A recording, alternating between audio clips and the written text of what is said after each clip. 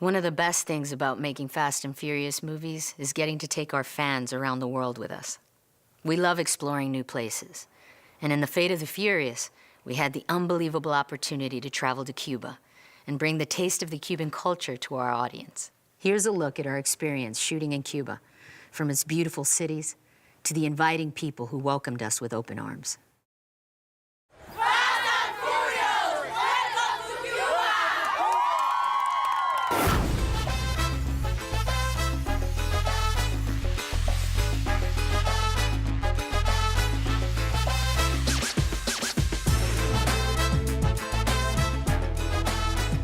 This is one of the most impossible locations to lock down and shoot for a number of reasons.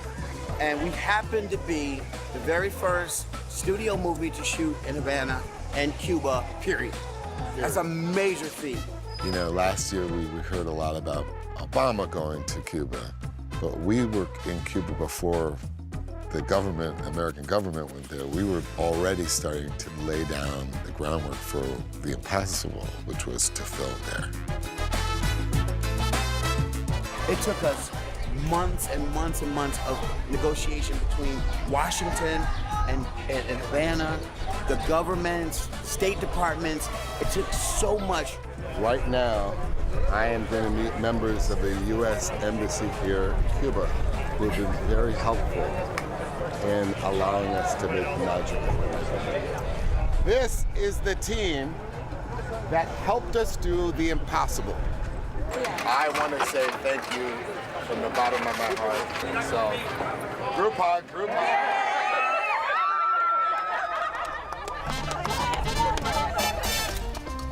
In order for us to shoot in Cuba, we brought everything from the toilet paper to the cameras. We brought everything there. Every toy a director could ever want is not only here, but it's in Cuba, which means that we had to put all this stuff on a ship, on a plane, on a submarine, whatever we did, we got it out here. And we're bringing the infrastructure to Cuba, because there's not much here, especially to shoot a movie of this size. 2, 1, action! Normalmente en un equipo mío sería entre 5 y 8 personas. Aquí estamos hablando casi 30 personas. Y entonces es una así.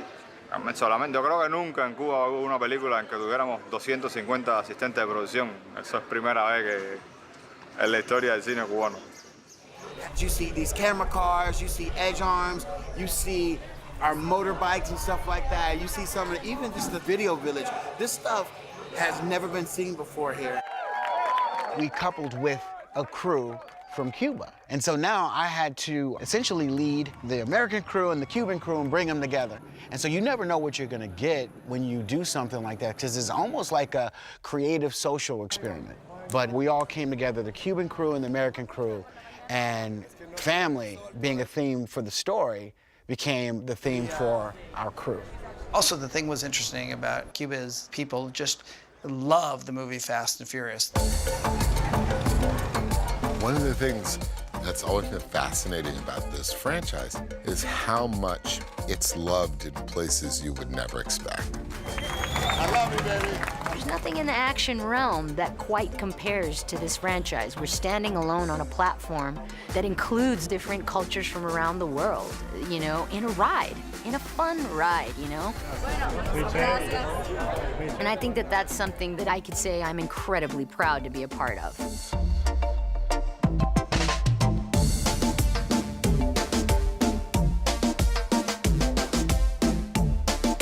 This is restricted airspace. No one flies over Havana. And they allow us to shoot with an American helicopter 50 feet off the ground, doing amazing action, amazing stunts. I don't think there's ever been a Fast and Furious movie where we were able to fly the helicopters that low and to capture the action that we did in Cuba. It was really amazing. It's kind of cool to see what's here, because I do think that very soon it's going to change.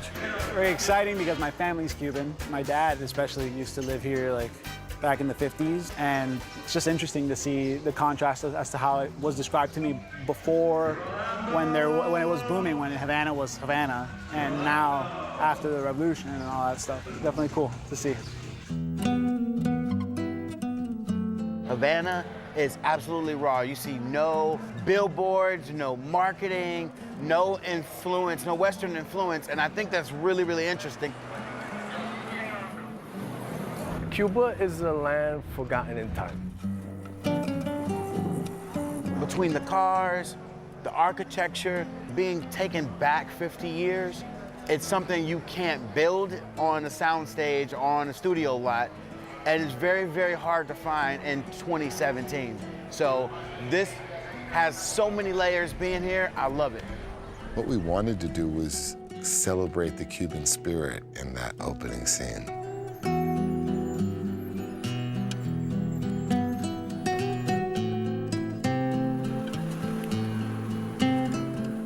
When you see the love and care and the TLC they put into these cars, it's on a whole nother level. And especially given that they don't have the access to the parts that we have. Mira, amor, un motor de barco. No way. Yeah, lo que sea para tener a mi cariño trabajando. It goes to show how being oppressed for such a long time cultivated that ingenuity. Taxi drivers, they drive the old 1950s Chevys, Cadillacs, and I was reading the odometer on one of them the other day. It had like 650,000 kilometers on it, which is crazy. It's not just kind of like, oh, car, it's a classic. Their families have experienced life through these cars, so they have a different attachment to these vehicles than, say, what we do in the States. My grandfather bought it in 1956. When he died, it passed to my father.